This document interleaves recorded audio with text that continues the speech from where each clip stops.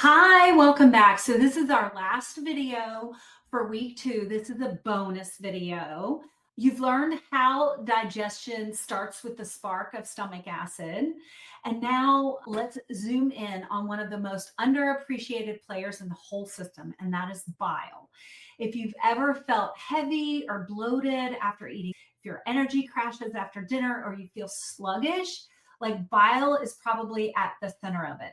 And what's wild is bile isn't just about digesting fat, it's about detox, hormones, microbial balance, even energy production. So once you understand how it works, you're going to see why I call it your gut's hidden superpower.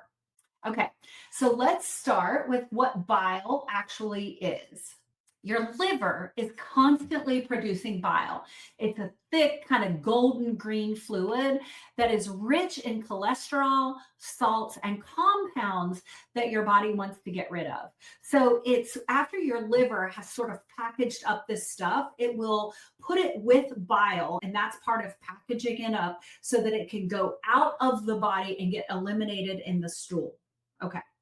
Whether you have a gallbladder or not, your gallbladder is just the storage tank that concentrates the bile and releases it when you eat fat. So when you have a bolus of fat, you get a bolus of bile and things are sort of matched up. But when you don't have a gallbladder, you just don't have that storage tank. You don't have it sort of sitting there and getting concentrated, but your liver still produces bile. It still leaks into the small bowel. Okay.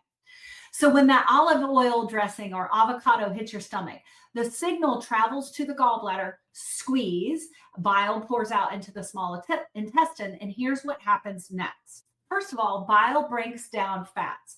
Think of it like dish soap on a greasy pan. It breaks down the big globs of fat into microscopic little droplets so that enzymes can actually reach them, and so that it can be absorbed. Those fats float right past absorption. They never get them. They're too big, they're too cumbersome, or they're going to leak through. They're going to cause leaky gut.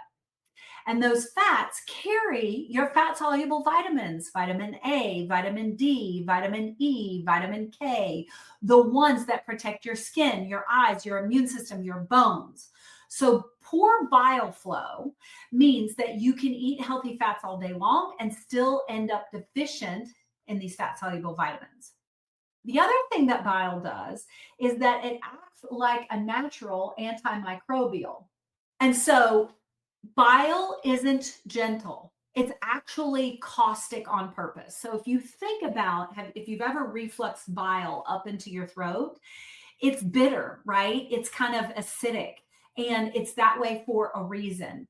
That detergent quality keeps bacteria levels in check in the upper small intestine because we don't want a lot of microbes in that area. We have some, and we want some, but we don't want a large amount because that can lead to small intestinal bacterial overgrowth and a lot of bloating, a lot of disrupted digestion, constipation, IBS, constipation, diarrhea, like a lot of problems. So when bile flow slows down, food is going to linger, bacteria starts to ferment it, and you get that upper belly bloat or that brick in the gut feeling. Number 3, bile helps you to detox. Your liver uses bile as an escort out the door. Toxins, spent hormones that we want to eliminate from the body, especially estrogen, heavy metals, they all get bundled into bile and they get shipped out through your stool. But if bile isn't moving, those toxins just recycle back into your bloodstream. So if you're not pooping regularly, then it doesn't leave the body and it just gets reabsorbed back to be recycled again. So that's when you can see skin breakouts, brain fog, fatigue, a hormonal imbalance. And number 4, it regulates hormones. Here's the kicker. Like I just said, bile clears used estrogen. So if it's thick or stagnant, estrogen builds up, leading to PMS, tender breasts, that midsection weight, right? We get all that belly weight. We're estrogen dominant. So what happens when bile doesn't flow well? Digestion starts to feel heavy. Your stool can look pale or greasy. You can actually see oil kind of floating in the toilet. Meals that used to satisfy you, really, you don't get that satisfied feeling. You feel tired after you eat. If you've ever had your gallbladder removed, this becomes even more obvious because there's no reservoir. There's no matching up of a bolus bile to a bolus of fat. Instead of a strong pulse of bile when you eat, you get a weak little trickle all the time. And that means that your body never really fully digests fat or absorbs those vitamins. So you have to be really strategic about how you do that. So, common signs of sluggish bile flow: bloating or nausea, especially after fatty meals, pale or greasy stools, constipation or right sided heaviness, right upper, like underneath of your right rib cage, fatigue after meals, PMS or headache around your cycles. It could be because of your bile flow. And what causes it? Usually a combination of low stomach acid, no strong signal to the gallbladder, too little healthy fat in the diet, dehydration, liver inflammation, or estrogen dominance. And even chronic stress tightens the bile ducts. So bile flow is like traffic in a busy city. When one light goes red, everything literally backs up. So here's the fun part. It's fixable. So how do we get bile flowing again? Eat real fat. I want you to stop looking for fat-free, low fat, because number one, those are highly processed foods. They have a lot of other junk in them. I want you to eat good fats.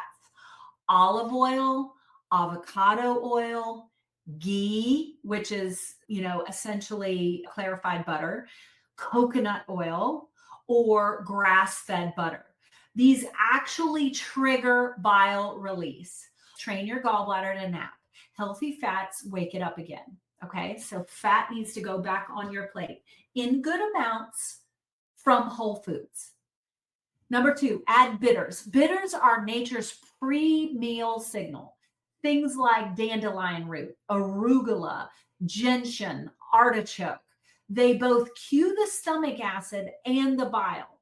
Even starting a meal with a small bitter salad works. So an arugula salad before you actually have your meal is a great idea.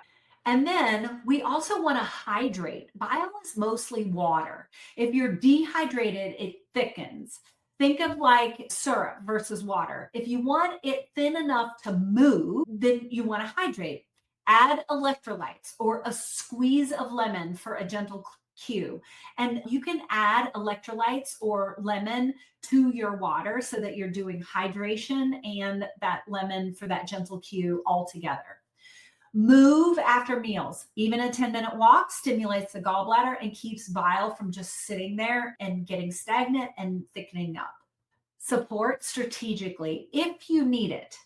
I want you to do nutrition and lifestyle before we supplement. I'm going to tell you about the supplements, but I want you to do nutrition and lifestyle before supplements. So if you've had your gallbladder removed or bile is truly sluggish, like you're having some of the symptoms that we talked about, then short-term support can make a big difference. Ox bile or digestive enzymes with bile salt to replace what's missing. Another thing is phosphatidylcholine. It keeps bile fluids and it keeps the bile fluid and it protects cell membranes, which is what we want. Taurine, beetroot, and milk thistle help the liver to produce a healthy amount of bile. And these aren't permanent crutches. They're like jumper cables for your digestive rhythm. We can use them to get things started. And then after a while, we're just going to be eating healthier and we can keep that momentum going. So why this matters to your whole system? When bile moves, everything downstream lights up. Fats get absorbed, mitochondria get the right fuel, energy goes up, toxins leave through the stool, skin clears, brain fog lifts, your sex hormones come back into balance, estrogens clear. The bile itself shapes your microbiome as well because it keeps those upper gut bacteria in check. It doesn't let the bacteria from your colon migrate up into your small bowel because that's no good for anyone. So when the bile flows, inflammation calms down and metabolism smooths out. This is the bridge between your gut, hormones, and mitochondria, the same loop that we keep talking about. So when bile flows, the body glows. I just want you to remember that. I thought it would be easy to remember it that way. So here's what I want you to notice this week. Do you feel less bloated after meals? Are your cravings calming down? Is your energy steadier? These are all signs that bile flow is starting to come back online.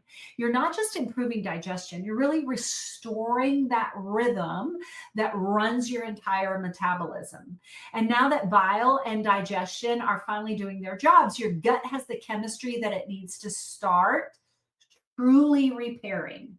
Next week, we're going to dive into what that lining is made of, what damages it, and how to rebuild it so that it stays resilient, so that it actually produces that barrier. So for now, I want you to keep chewing, keep spacing out your meals, keep hydrating, keep moving, and keep listening to what your body is telling you.